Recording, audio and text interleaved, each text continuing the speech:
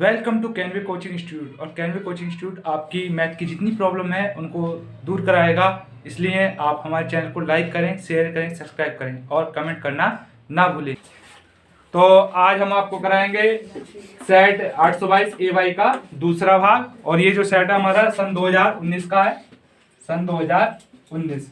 ठीक है, 2021 की परीक्षा पर आधारित हम आपको करा रहे हैं, इसलिए जो 2021 की परीक्षा में क्वेश्चन आएंगे वो आपको कराए जाएंगे। यहाँ पर जो तीसरे का क्वेश्चन लिखा हुआ है, बिना लंबी विभाजन प्रक्रिया के दिखाइए कि परिमेय संख्या 17/90 शांत दशमलव है या आपको अशांत है। तो पहले इसको लिख लेते हैं 17/90। तो ध्यान रखेंगे, शांत या अशांत ज्ञात करने के लिए हमें जो आपका परिमेय संख्या रखी होगी उसका जो हर होगा, हर का हम क्या करेंगे, गुणनखंड करेंगे। पहले 2 से करेंगे, 2 चौकाट 2 पंजे 10, फिर 2 से नहीं कटेगा, 3 से कटेगा, 3 करना 3, 3 पंजे 15, 3 पंजे 15 और 5 करना 5। तो इस प्रकार से क्या होगी, 17/2 गुणा 3 आपका 2 बार लिखो हुआ, 3 की घात 2 और 5 की घात 1। अब यहां लिख देंगे परिमेय संख्या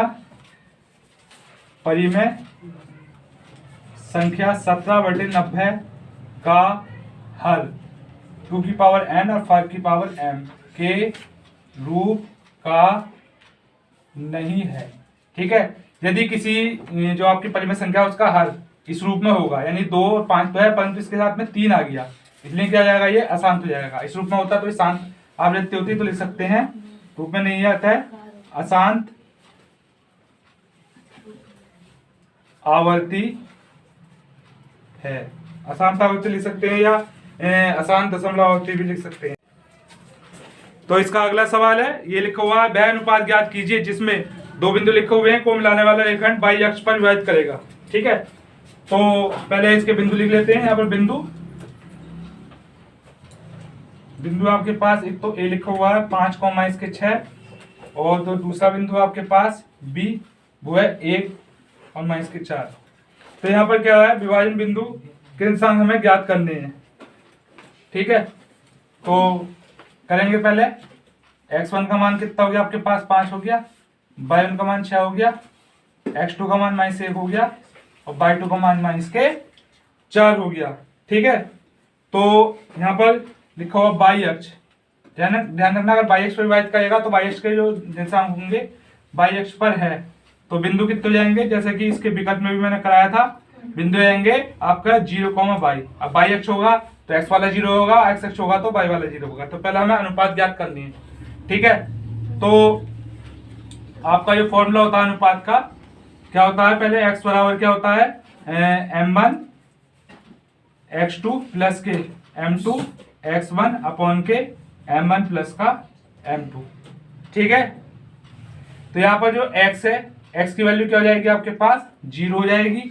ठीक है, m1 की वैल्यू कितनी हो जाएगी आपके पास, m1 ऐसी कैसी रहेगा, x2 की वैल्यू कितनी होगी -1, और m2 की वैल्यू m2 ऐसी रहेगा, और x1 की वैल्यू कितनी है 5 बटा m1 प्लस के m2 आपका ऐसी कैसे ही रहेगा। अब ये भाग वाला है, भाग वाला दूसरी तरफ जाता है तो क्या हो जाता है, गुणा का हो जाता है, और इसकी 0 से क्या हो जाएगी आपकी, गुणा हो जाएगी, m1 प्लस के m2 बराबर के ये हो जाएगा आपके पास माइनस के m1 और 5 m2। ये तो 0 हो गया आपके पास, ये माइनस का है, बराबर के दूसरी तरफ लेके जाएंगे, प्लस का हो जाएगा आपका m1 है आपका ऐसी कैसी रहेगा, m2 इसके बटे में ले जाते हैं तो कितना हो जाएगा 5, इसके नीचे 1 लिख लेंगे, तो m1 अनुपात m2 बराबर के 5:1। ठीक है, अब हमें जो है जो विभाजन बिंदु है, विभाजन बिंदु ये विभाजन बिंदु है, इसके हमें निर्देशांक ज्ञात करने हैं। x का मान तो 0 परंतु y का मान हमारे पास नहीं है, तो हमें y की वैल्यू लगाते हैं, यानी y बराबर लिखते हैं, y बराबर के m1 x2 प्लस y2 लिखेंगे, y2 प्लस के m2 y1 अपॉन के m1 प्लस का m2। y की वैल्यू हमें निकालनी है, m1 का मान यहाँ हो जाएगा आपके पास 1, और m2 की वैल्यू कितनी जाएगी, m1 की 5 हो जाएगी और m2 की 1 हो जाएगी, यानी m1 का मान लिख लिया आपने 5 और y2 का मान यहाँ से लेते हैं कितना, -4 है, प्लस m2 का मान आपने 1 ले लिया, और y1 का मान कितना गया, -6। ठीक है, यानी कि 5 प्लस का 1 लिख लेंगे, ये कितना होगा, 4 पंजे 20 हो जाएगा, और ये कितना हो जाएगा आपके पास 6 हो जाएगा। तो y बराबर 20 से कितना हो जाएगा, 26 हो जाएगा, माइनस का काट सकते हैं, 2 3 6, 2 करना 2, 2 3 6, तो y की वैल्यू कितनी आएगी, 13/3 लिख सकते हैं। अतः विभाजन बिंदु 0, क्योंकि x की वैल्यू 0 है, y की वैल्यू आ गई 0, कितना हो गया -13/3। यही क्या हो जाएगा आपका आंसर हो जाएगा। तो इसका करते हैं हम अगला क्वेश्चन नंबर घ, जो आपका कुछ इस प्रकार से है। इसके अंदर लिखा हुआ एक धातु के ठोस गोले का व्यास कितना है, 6 सेंटीमीटर लिखा हुआ। उस गोले को पिघला रहे हैं और पिघला के उसका एक तार बना रहे हैं। जो तार की लंबाई लिखी हुई है वो कितनी है, 36 सेंटीमीटर है। तो हमें तार का व्यास ज्ञात करना है। तो पहले लिखेंगे गोले का व्यास। गोले का व्यास कितना है, 6 सेंटीमीटर। गोले की त्रिज्या, गोले की त्रिज्या ध्यान रखेंगे, त्रिज्या क्या होती है व्यास की, आधी होती है 2 से हम इसको भाग कर सकते हैं। तो आपका कितना जाएगा 3 सेंटीमीटर। अब गोले को पिघलाकर क्या बना है, तार बना है। जो तार बनेगा आपका, तार की जो आकृति मानी जाती है वो बेलनाकार मानी जाती है। तार बनेगा कैसे आकार का होगा, बेलन के आकार का होगा। ठीक है, तार की लंबाई, तार की लंबाई, जो लंबाई होगी वो आपका जो h है, h का काम करेगी। ठीक है, तो h लिख लेते हैं या l भी लिख सकते हैं आप, फिलहाल में h लिखें, सेंटीमीटर। तो हमें तार का व्यास क्या करना, तो ध्यान रखेंगे यदि कभी एक वस्तु से पिघलाकर दूसरी वस्तु बनाई जाती है तो दोनों का आयतन सदैव समान रहता है। तो दोनों का आयतन बराबर कर देंगे। तो इधर लिखेंगे हम बेलन का आयतन। क्यों लिखेंगे, मैंने बताया आपको कई बार, जो चीज ज्ञात करनी है उसका आयतन पहले लिख लो, बाकी दूसरे का लिखा बराबर में लिख देंगे। तो यहाँ लिखेंगे तार का आयतन, तार का आयतन बराबर गोले का आयतन, गोले का आयतन। तार की आकृति कैसी बताइए, बेलन के आकार की, यानी कि पाई r स्क्वायर h। यहाँ पर गोले कितना होगा, 4/3 पाई r की क्यूब। यहाँ पर एक आर हमने बड़ा मान लिया, एक छोटा, क्योंकि दोनों की त्रिज्या आपकी अलग अलग है, इसलिए इससे हम इसको काट सकते हैं। अब r का मान, इसका मान हमें पता नहीं है। h जो है 36 है, ये क्या है, तार की लंबाई है। 4/3 आप कैसे रहेगा, r की घात 3, यानी कि 3 की घात 3 बार गुणा कर लेंगे। 3 गुणा 3 गुणा 3, कितनी घात होती है उतनी और की गुणा हो जाती है। अब क्या रह गया, 3 गुणा 3 लिख दो, और ये r स्क्वायर से रहेगा गुणा 36। ये गुणा में इधर जाएगा तो आपका क्या हो जाएगा, भाग का हो जाएगा। ठीक है, इसकी गुणा भी कर सकते हैं।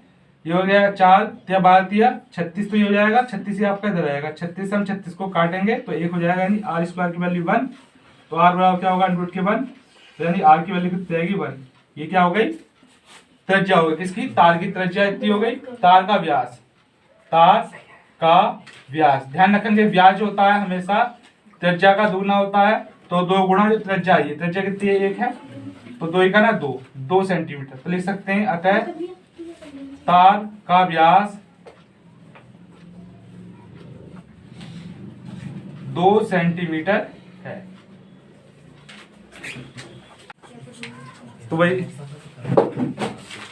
चलते अगले खंड, यानी क्वेश्चन नंबर 4। क्वेश्चन नंबर 4 में भी आपको सभी खंड करने होते हैं। और यहाँ पर जो इसका चौथे का जो पहला क्वेश्चन है, लिखा हुआ सिद्ध कीजिए कि √3 एक अपरिमेय संख्या है। ठीक है, यदि कभी अपरिमेय संख्या आती है तो 2 टाइप के आपके सवाल है, मैंने पिछली वीडियो में आपको बताया, या तो सिंगल टर्म या डबल। डबल का मतलब या तो अकेले आएगा √3, √5, √7 आएगा, या उसके साथ में कोई संख्या जुड़ेगी, घटेगी या गुणा में हो सकती है। तो यहाँ सिंगल वाला है, सिंगल वाले में वर्ग करते हैं, डबल वाले में वर्ग नहीं करते हैं। तो जब भी कभी अपरिमेय दे रखी हो तो उसके विपरीत हमें मानना पड़ता है। तो पहले मानेंगे, माना √3 एक परिमेय संख्या है, परिमेय संख्या है, परिमेय दे रखी होती है और परिमेय हम मान लेते हैं। ठीक है, जब परिमेय मानते हैं तो इसके बराबर हमें a/b लेना पड़ेगा, और जहां a व b हो जाएंगे आपके पूर्णांक हैं।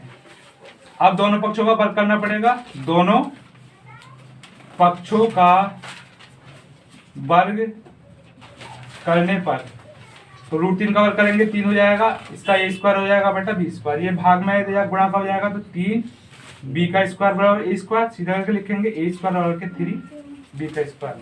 अब लिखेंगे a स्क्वायर 3 को विभाजित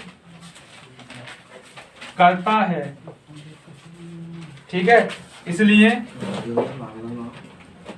परिमेय 1.3 से a3 को भी विभाजित करेगा।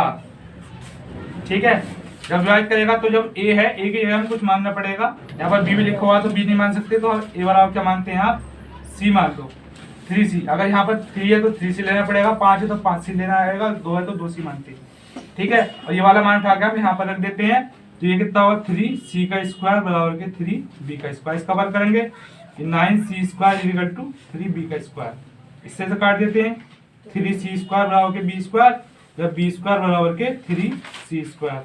यहाँ पर भी लिखेंगे वही लाइन हिंदी की, क्या लिखेंगे, B स्क्वायर 3 को विभाजित करता है, इसलिए फिर मैं 1.3 से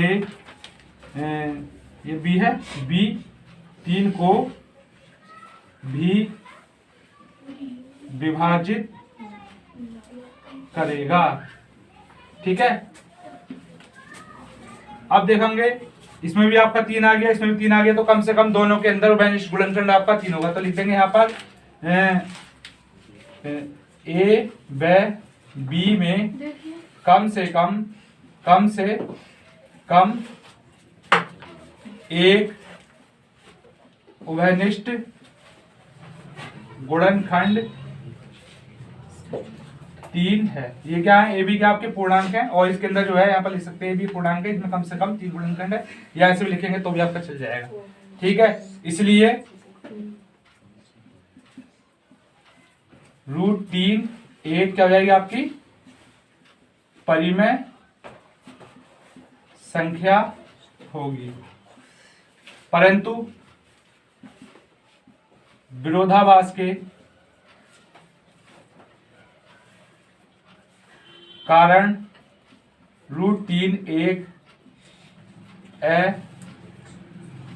अपरिमेय संख्या है।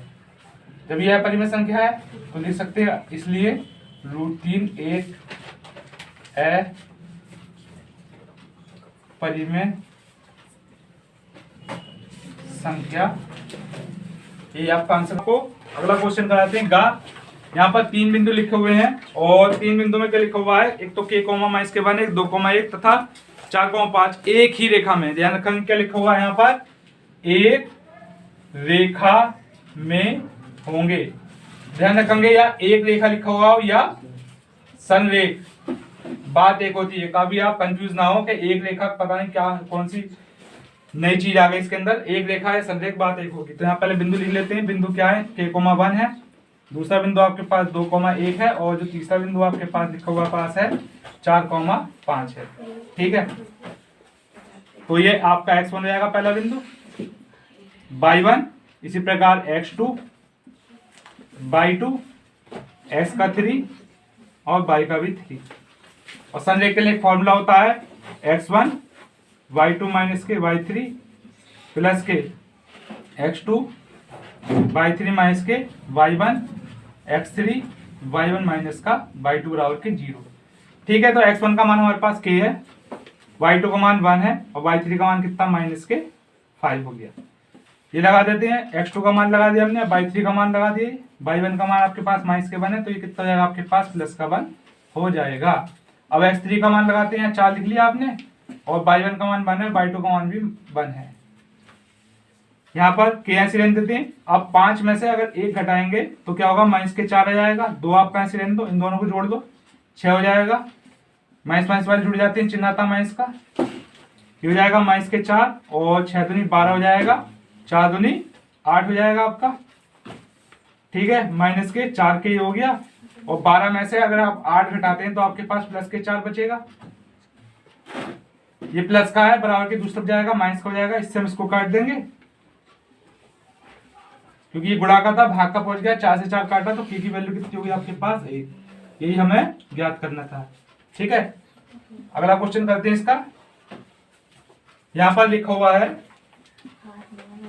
कोसेक ए की वैल्यू कितनी लिखी हुई है, 2 लिखी हुई है, और हमें ज्ञात करनी है 1 के tan a प्लस के sin a अपॉन के 1 प्लस के cos a। इसका हमें मान ज्ञात करना है।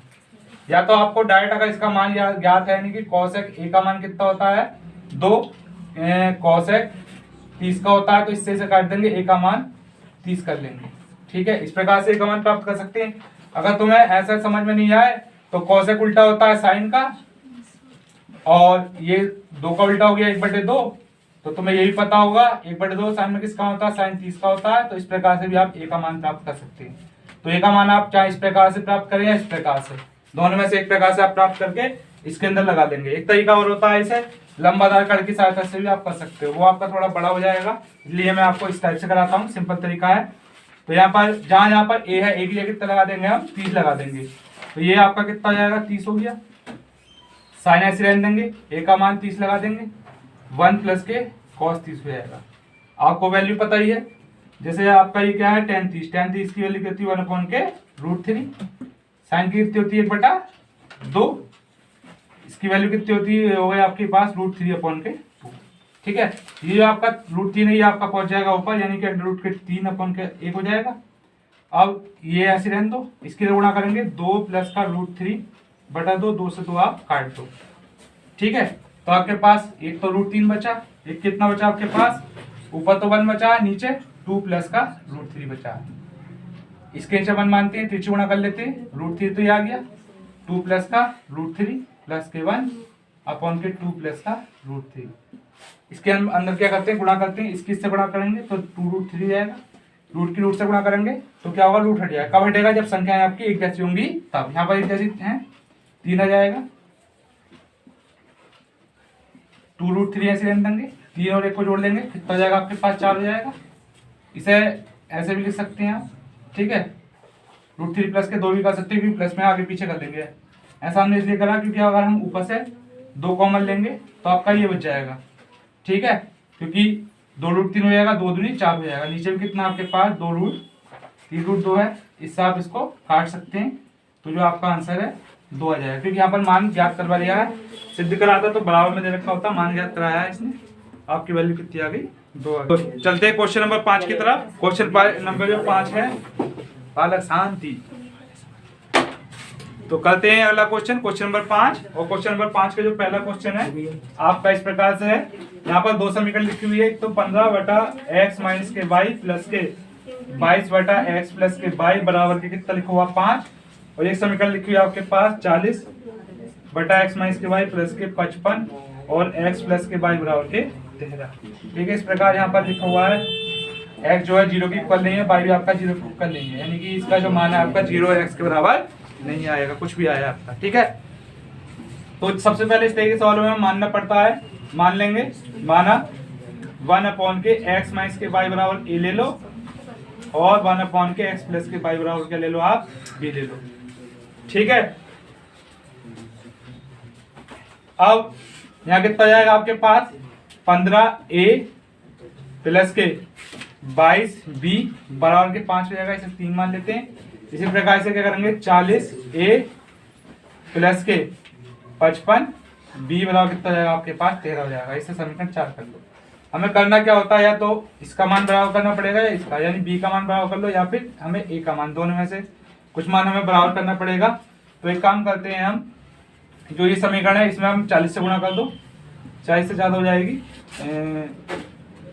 इन दोनों का पहाड़ा एक जैसा आ जाए, 120 बन गया है। ठीक है, तो 120 बनाने का प्रयास करेंगे। इसमें 120 बनाने के लिए 8 से गुणा करनी पड़ेगी, और इसमें 4 के बाद इसमें 3 से गुणा करेंगे, तो a का मान आपका बराबर हो जाएगा। तो यह लिखेंगे, समीकरण 3 में 8 से वह समीकरण 4 में 3 से गुणा करके 3 माइनस के 4, 3 माइनस का मतलब क्या, 3 में समीकरण 4 को घटाने पर। तो हम इसमें गुणा कर रहे हैं 8 से, 15 × 120 a हो जाएगा। यहाँ पर हम 8 से गुणा करेंगे, 8 दूनी 16, 8 दूनी 16 का 17 हो जाएगा, और 5 × 8 कितना हो जाएगा आपके पास, 40 हो जाएगा। इसमें करनी है हमें 3 से गुणा, 4 से कितना हो गया 12, यानी 120 हो गया। और इसमें कर रहे हैं हम 3 से गुणा, 3 पंजे 15 हो जाएगा, 3 पंजे 15 का 16 हो जाएगा, बराबर 13 × 39 हो गया। घटाएंगे, घटाने में चिन्ह बदल जाते हैं, ये आपका कट गया, तो आपका 1 आ गया, और यहाँ पर भी 1 आ गया, 11 हो गया। घटाएंगे एक आ जाएगा, तो बी की वैल्यू कितनी आएगी 1/11। अब जो ये बी का मान प्राप्त हुआ, बी बराबर 1/11, समीकरण किस में रखेंगे, या तो 3 में रखेंगे 4 में, तो हम फिलहाल में 3 में रख दे रहे हैं, 3 में रखने पर 3 आपकी समीकरण ये है, ठीक है। यानी कि 15a प्लस के 22 गुणा 1/11 बराबर के 5, 11 दूनी 22 होता है, ठीक है। तो आपके पास कितना हो गया 15a प्लस के 2 बराबर के 5। 15 ये आपका कैसे कैसे रहेगा, ये आपका बराबर के दूसरा जा गया घट जाएगा, कितना हो जाएगा 3 हो जाएगा। तो ए की वैल्यू कितनी आएगी, ये गुणा में गुणा वाला दूसरा जाके भाग हो जाता है, ए की वैल्यू ही आ गई। अब ए की और बी की वैल्यू आप क्रम से इसके अंदर रखेंगे। पहले क्या करेंगे, ए बराबर के 3/15 समीकरण किसमें लिखने पर 1, पहले इसको चलो काट लो, 3 3 पंजे 15, तो ए की वैल्यू हमारे पास हो जाती है 1/5, इसको रखो। तो ए बराबर 1/5 समीकरण किसमें लिखने पर 1 में रखने पर। अब एक हमारे पास ये उपलब्ध है, तो 1 के यहाँ पर क्या रखेंगे x माइनस के y, और ये का मान लगा दिया 5, इसे क्या कर देंगे उल्टा कर देंगे, तो क्या हो जाएगी x माइनस y बराबर आपका 5 आ गया। इसको आप यहाँ तक हमने 4 ले ली थी, इसको हम समीकरण 5 मान लेते हैं।